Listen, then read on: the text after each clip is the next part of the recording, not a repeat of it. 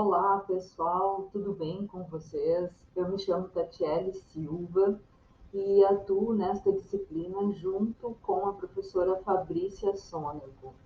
Então, só para me apresentar um pouquinho, desde 2017 eu atuo como docente no campus Alegrete, na área das licenciaturas, trabalhando especialmente com ciências biológicas, matemática e química, e também na pós-graduação, nos cursos de especialização em gestão escolar e no curso de ensino de ciências.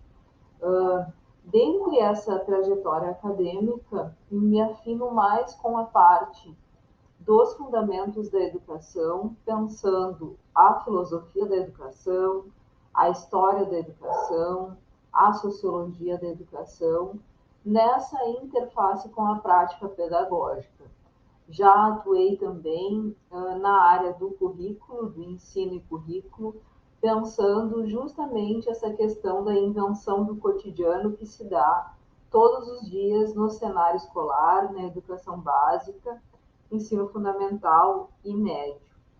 Então, o texto escolhido para a aula de hoje, que é Teoria do Currículo, o que é e por que é importante, do Michael Young, é um texto que vai ser articulado aqui num diálogo com outros autores que são autores de base da teoria do currículo, né? Então, eu vou passar adiante para que a gente possa iniciar com uma pequena problematização. Vocês também vão observar que na apresentação desses slides aqui há uma série de imagens que nos acompanham. Essas imagens estarão em permanente diálogo conosco. Então, partimos da seguinte pergunta: o que todos os alunos deveriam saber ao deixar a escola? Essa é a pergunta que o Michael Young nos coloca quando vai discutir o tema do currículo escolar. E o Tomás Tadeu da Silva, num livro chamado Documentos de Identidade, qual conhecimento ou saber é considerado importante ou válido para merecer ser considerado parte do currículo? Então, quando nós falamos de currículo, nós estamos falando sobretudo na formação humana. Nós estamos falando na preparação desse sujeito que, de alguma forma, estará inserido num espaço social, num espaço maior, mais amplo, e nós também precisamos entender que há aí modelos de sociedade em jogo, modelos de produção econômicos, formas de subjetividade culturais que vão construir esse sujeito, que irão formar esse sujeito. À nossa direita, a gente tem uma obra que é para nos ajudar nessa problematização, uma obra chamada Sobre Este Mesmo Mundo, da Cíntia Marcelli, onde ela propõe, na Bienal de São Paulo, onde ela propõe uma pequena performance, que nesse quadro, né, negro que nós conhecemos tão bem, né, do cenário escolar, sejam escritos todos os conteúdos curriculares que nós passamos ao longo da nossa vida nos bancos, durante o tempo que nós estivemos sentados, então, nos bancos escolares. Então, aí, neste quadro, foram escritas as primeiras letras do alfabeto, os primeiros números, pequenos textos, fórmulas matemáticas, equações, teorias da química, literatura, poemas, esquemas, língua estrangeira, mapas da geografia. Tudo isso passou por esse quadro escolar. Foi escrito e apagado, escrito e apagado. Nessa relação, a gente vai ter o pó do giz, que fica na borda do quadro e, sobretudo, na sala de aula, né? na base ali de encontro entre uma parede e outra, entre o chão e a parede da sala de aula. E o que nós temos nessa observação? Nós temos, sobretudo, né, uma discussão, em primeiro lugar, sobre o tempo. A temporalidade que se dá no espaço escolar. Então, esse giz que sobra é, de alguma forma, uma espécie de ampulheta do tempo. O que nós fazemos com o tempo escolar ao preenchê-lo com conteúdos escolares, com conteúdos que pertencem ao currículo escolar? E a outra questão é o que é que nós lembramos de tudo que nos foi ensinado. É uma questão de base e que dialoga muito com essas duas perguntas que estão colocadas aqui à nossa esquerda. O que todos os alunos deveriam saber ao deixar a escola e qual conhecimento ou saber é considerado importante ou válido para merecer ser considerado parte do currículo. Então, nesse sentido, o currículo é um processo de seleção, com certeza, de seleção de conteúdos escolares, no sentido de que nós julgamos, né, nós, professores, a sociedade, de alguma forma, em geral, julga o que é importante e o que não é importante de ser aprendido dentro do universo escolar. A partir dessas categorias, a gente precisa entender se esse currículo, se esses conteúdos, eles são significativos ou não. Se eles produzem alguma marca, se nós carregamos eles como parte da nossa bagagem para os lugares em que nós iremos atuar depois da escola. Se eles fazem sentido com a vida, com a experiência de vida desses alunos. Então aqui começa uma pequena problematização. Na página seguinte, a gente vai ter, então, mais uma obra da Cíntia Marcelli que se chama Educação pela Pedra, onde ela utiliza o giz, né, para compor uma parede, para compor a ligação entre um tijolo e outro na construção de uma parede. Nessa elaboração, né, o giz, que é esse material tão utilizado pelo professor, tão utilizado para a transmissão dos conteúdos, daquilo que nós entendemos como saberes pedagógicos, saberes curriculares a serem transmitidos, o giz estabelece ali uma ligação para tomar a ideia de construção do conhecimento, né? Então, é disso que se trata a relação do giz, da escrita do professor, da fala do professor com os seus alunos. A próxima imagem que nós temos é uma imagem do Jorge Mendes, Blake, que se chama, então, O Impacto de um Livro. Então, aqui a gente vai ter uma torção, algo que nos apresenta uma leitura um pouco diferente da Cíntia Marcelli. Se lá naquela obra, sobre este mesmo mundo, nós tínhamos conteúdos escritos de forma cumulativa, sem se importar se o aluno estava numa relação de aprendizagem com o professor, aqui nós temos, então, o impacto de uma parede erguida de tijolos, um livro na base, esse livro é o Castelo, do Kafka, um livro na base e como a presença, né, de um artefato simbólico dentro daquilo que nós consideramos uma estrutura, que é uma parede, como essa presença ela tem o poder de desalinhar, de desorganizar, de inclusive fazer ruir toda essa construção que ali se coloca. Então, a presença, né, de um livro, de uma obra, de um campo do saber, de uma área do conhecimento, de um conhecimento específico, de um conteúdo específico, vai ter, então, o poder de desestruturar todo um campo formativo que se ergue. Desestruturar no sentido positivo, e nós iremos ver o porquê que isso acontece no campo da educação. O que é currículo, afinal? Currículo não é apenas uma grade de conteúdos escolares de cada disciplina a ser trabalhada, né? Essa é uma perspectiva bastante redutora da ideia de currículo. Mas nós vamos adiante para chegar já nessa discussão. Bom, o Michael Young também nos fala que a educação é uma atividade prática e especializada.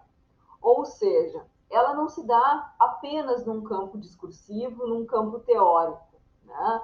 Ela é uma atividade que se dá na relação com gerações que chegam depois de nós. Então, o professor é aquele que apresenta o mundo para gerações mais novas. Professores, pais, família em geral, apresentam o mundo para gerações mais novas. No caso da educação escolar, ela é especializada porque se trata de alguém que tem competências e habilidades para transmitir um conteúdo considerado patrimônio histórico da humanidade. Então, aqui, pensando nessa chave, nós temos a palavra educação, e eu gosto dela não de ser pensada apenas no campo escolar, restrita a uma categoria institucional, mas que ela possa ser pensada também como um mecanismo de reprodução da sociedade vigente, mecanismo de reprodução de ideias, né, produzidas pela sociedade vigente. E aí a gente precisa se perguntar se eu quero um tipo de educação que é reprodutora ou se eu quero um tipo de educação que é transformadora da sociedade. Essa reprodução é uma visão bastante normativa da teoria do currículo. É justamente essa visão de neutralidade que pensa o currículo como uma grade de disciplinas onde a relação entre método, avaliação e resultado não há nenhuma conjuntura, nenhuma combinação com o caráter político que está ali, ou cultural que está ali envolvido. No campo, se nós pensarmos educação como transformação, como capacidade de transformação da sociedade vigente, nós iremos pensar numa leitura dentro de uma perspectiva crítica, onde é necessário estabelecer uma conexão entre os conteúdos do mundo, que são patrimônio histórico da humanidade, e a experiência de vida de cada um de nós. Onde a gente precisa fazer aquela conexão que o Paulo Freire fala tanto, entre leitura do mundo e leitura da palavra. Eu vou adiante, então. Bom, aqui nós temos mais uma obra, que é a obra da Marlene Dumas, se chama The Teacher, de 1987, onde nós temos uma professora, né, acompanhada de seus alunos nessa classe escolar, nessa representação escolar de 1987. Nós temos meninos e meninas misturados na mesma turma, alunos aparentemente com a mesma faixa etária, podemos supor isso, que eles não têm uma diferença de idade entre eles. Sabemos que nem sempre foi assim. Por isso que a educação, além de ser uma atividade prática e especializada, como nos coloca de forma tão clara o Michael Young, ela também é uma atividade que é datada historicamente. Então, a escola, ela tem um tempo de nascimento. A escola tal qual nós conhecemos. E esse tempo é o iluminismo. Esse tempo é o início da modernidade. É o século XVIII, a virada do século XVII e do XVIII, onde se propõe uma instituição escolar com um projeto civilizatório. Então, ali nós temos uma perspectiva de educação bastante alinhada, bastante próxima daquilo que nós conhecemos hoje como escola, né? É bem importante também observar isso, né, de que se trata de uma mulher, né, é a figura feminina lidando com crianças, algo que nem sempre esteve perto do magistério, esteve próximo ao magistério, né? O magistério foi tomado inicialmente dentro de uma perspectiva eclesiástica, e nessa perspectiva eclesiástica ele era masculino, né? Ele tinha a figura, o rosto masculino. E outra questão também que essa obra nos observa a pensar, nos convoca a pensar, é o fato de que meninas e meninos estão na mesma turma.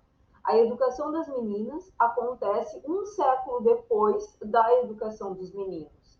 Esse é um ponto bem importante. E a mistura de turmas, meninos e meninas na mesma turma é algo bastante recente, né? São dados que nos trazem a história da educação. Eu indico para vocês aqui um livro do Philippe Ariès, que se chama História Social da Criança e da Família.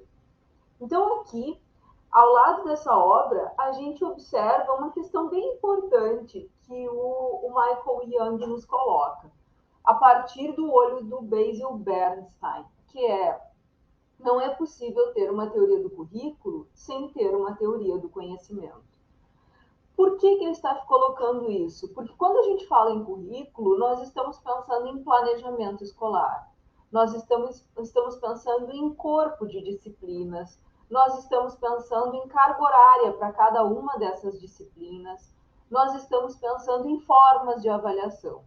Quando nós pensamos tudo isso, nós precisamos entender como é que esse sujeito do conhecimento aprende, de que forma a aprendizagem se dá para ele.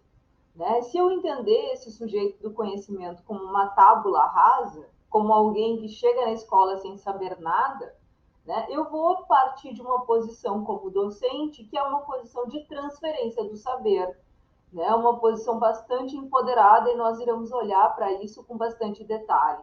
Se eu enxergar esse sujeito do conhecimento como alguém que é potente, que tem uma capacidade de aprender por si só e que ele pode desenvolver habilidades e competências sem a intervenção da figura do professor, eu estou minimizando a minha prática pedagógica, subtraindo a minha prática pedagógica. E eu estaria, então, em outra matriz epistemológica, no sentido da teoria do conhecimento.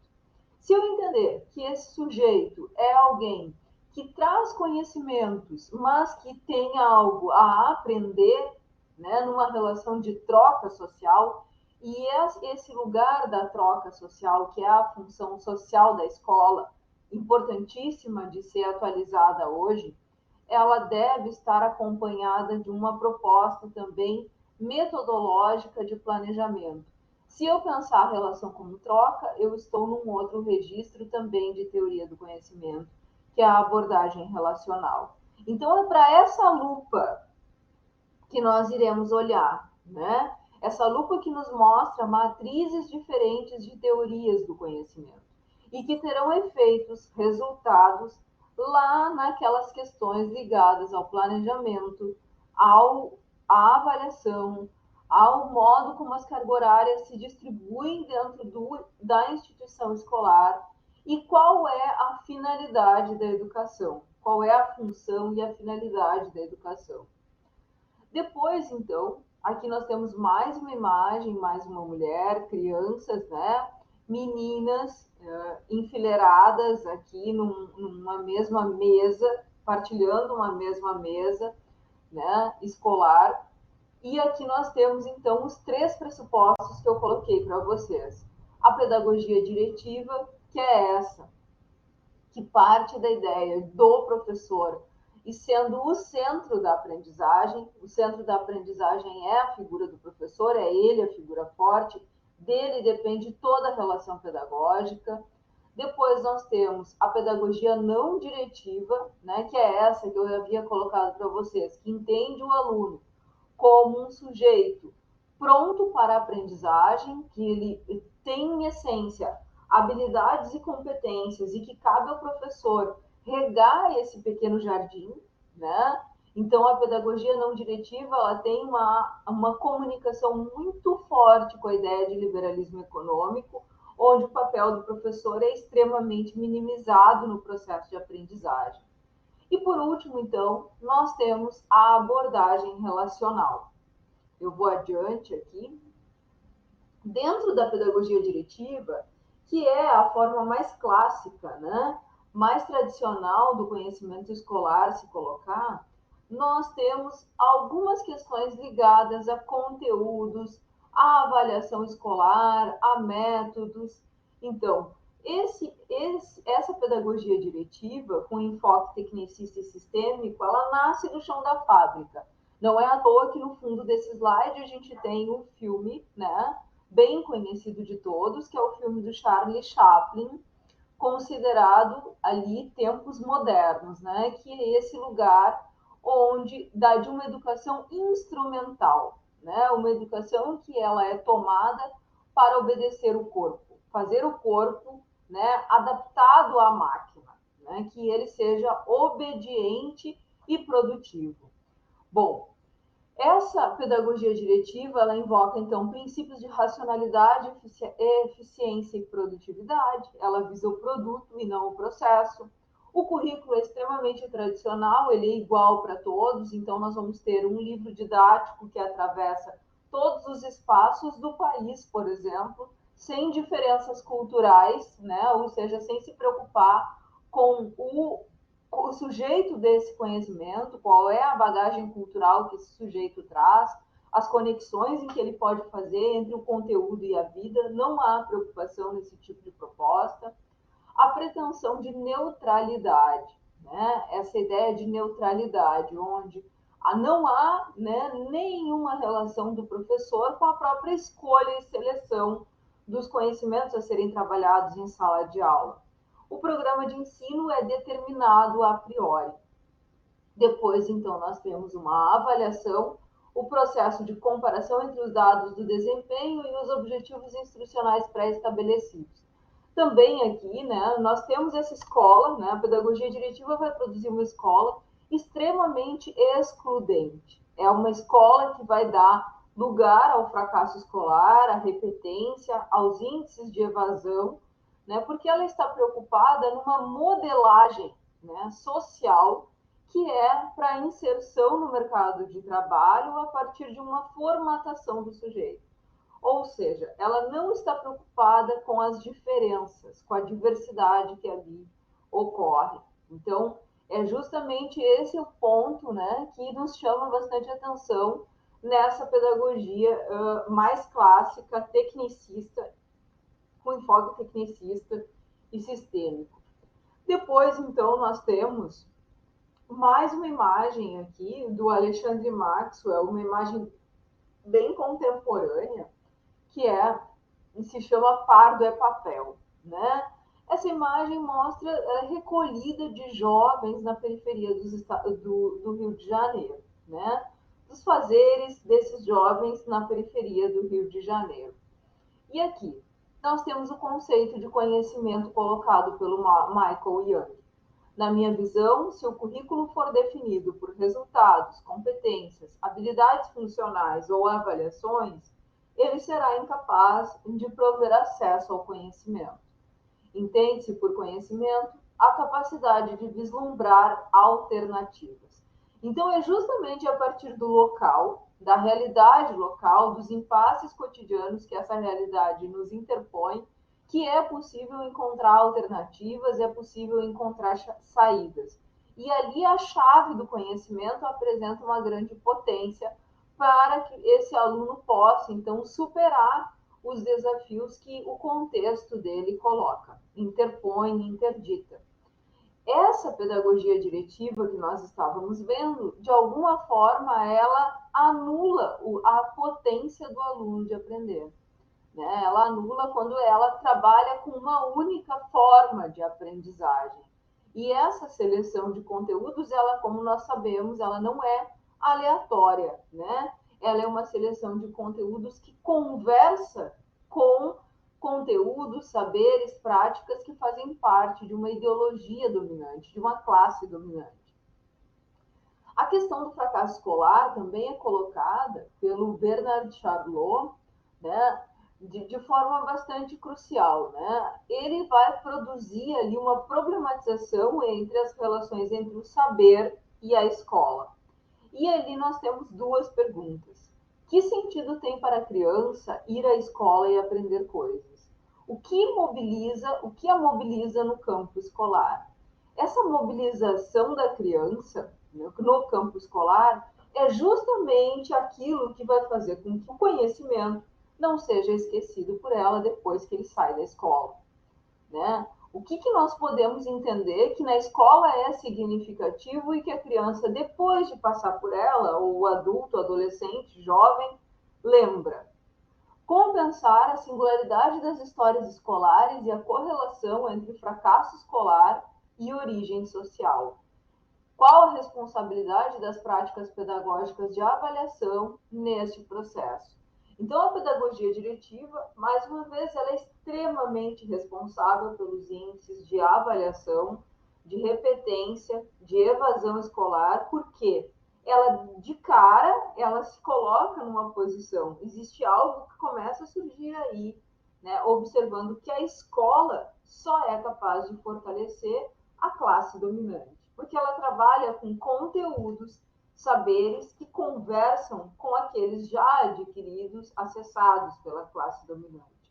onde crianças e jovens, adultos, pobres, teriam menos possibilidade de ter sucesso na escola, exatamente porque eles não tiveram acesso nos bastidores da escola. Né? Nesse momento onde a escola não diz, mas a gente sabe que um aluno que tem livros, que cresce com os pais lendo, que vai ao cinema, que tem um ambiente cultural formativo favorável para o seu desenvolvimento, ele tem muito mais capacidade de ter sucesso escolar. Enquanto que um aluno que ele é desprovido, né, de um campo cultural específico, ele terá mais dificuldade, justamente porque a escola não considera a cultura popular como uma cultura importante de ser trabalhada dentro da sua grade curricular. Crianças de classes populares com alto índice de evasão e repetência nos anos iniciais do ensino fundamental. Esse foi o diagnóstico do Bernard Charlot na sua pesquisa feita aqui no Brasil na década de 70.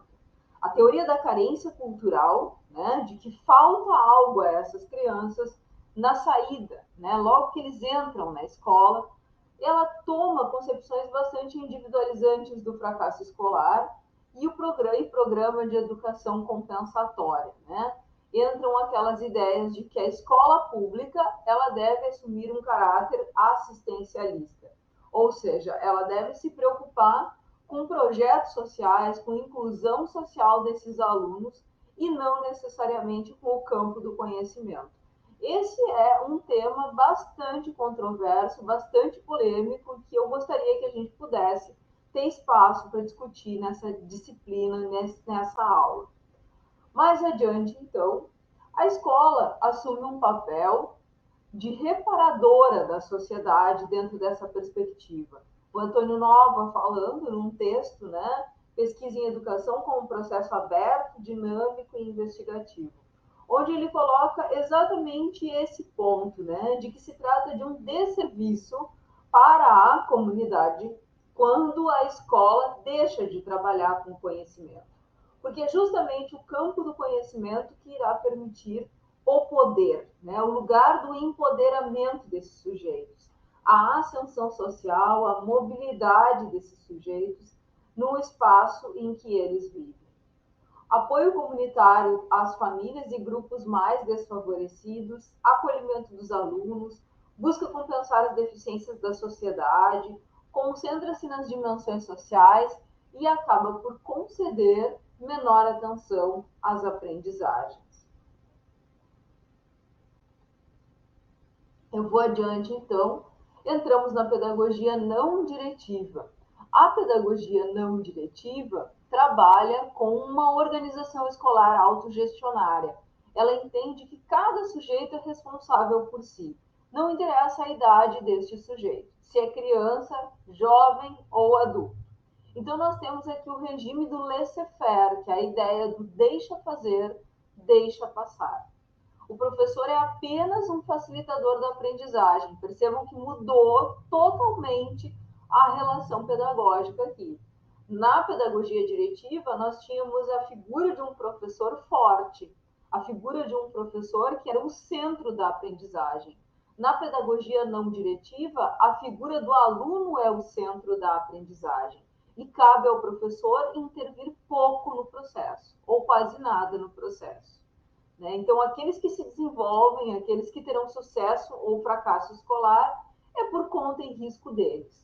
A escola não tem nada a ver com isso. O papel do professor não tem nada a ver com isso. Nós minimizamos aqui o lugar da intervenção pedagógica na pedagogia não diretiva. O professor é um facilitador da aprendizagem, regras e tarefas são decididas pelos alunos. E a escola mais próxima a esse modelo da pedagogia não diretiva que nós temos registro é a experiência de Summerhill, que trabalhava com uma escola autogestionária.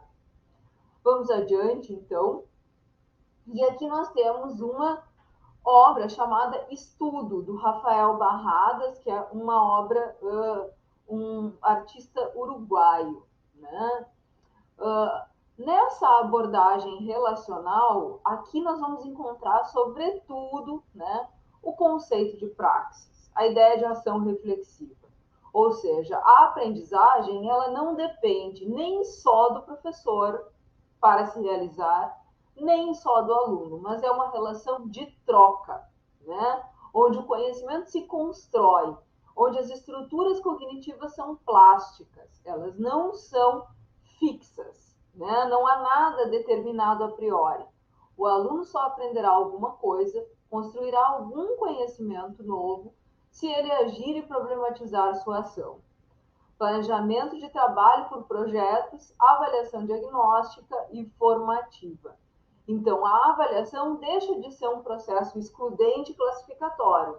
Ela busca observar o processo de conhecimento do aluno com ele mesmo, no seu processo de construção do conhecimento. O que ele avançou e o que ele não conseguiu avançar. Quais foram as suas fragilidades, as suas limitações, a partir do que ele já sabia, né?